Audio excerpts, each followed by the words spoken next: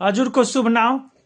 अम्बिका नेपाली अनि ठेगाना बर्दिवास मोहत्तरी महोत्तरी बर्दिवास नेपाल हजुर अनि पेशेन्ट चाहिँ उहाँ हजुरको छोरी छोरी तिम्रो नाम चाहिँ बुन्नु मेरो नाम आयुषा आयुषा अनि के समस्या थियो छोरीलाई ढाड दुख्ने अनि हिँड्न नसक्ने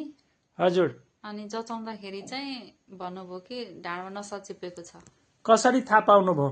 एमआरआई गराउनु भयो एमआरआई गरेर थाहा भयो अनि एमआरआईबाट के थाहा भयो कमरको नसा चेपिएको होइन हजुर अनि के समस्या थियो तिमीलाई यो कमरको नसा मलाई मेरो कमरको नसा चिपिँदाखेरि चाहिँ म हिँड्न नसक्ने अलिकति हिँड्दाखेरि मेरो खुट्टाहरू झमझमाउने खुट्टा नचल्ने ढाड दुख्ने हुन्थ्यो टेक्नै गाह्रो होइन खुट्टा पुग्न गाह्रो ए अनि डाक्टरले के भन्नुभयो डाक्टरले चाहिँ अपरेसन नै गर्नुपर्छ भन्नुभयो उता काठमाडौँमा चाहिँ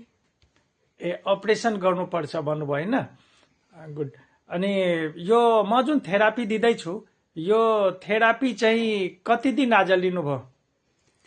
यो थेरापी चाहिँ 10 दिन लिएको हामीले चाहिँ बिहान बेलुका गरेर ए बिहान बेलुका गरेर 10 थेरापी लिनुभयो अनि यो 10 थेरापीले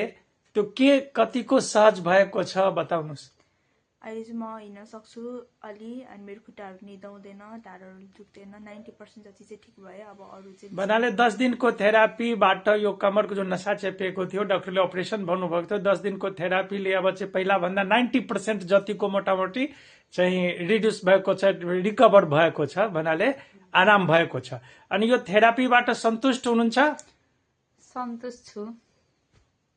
धन्यवाद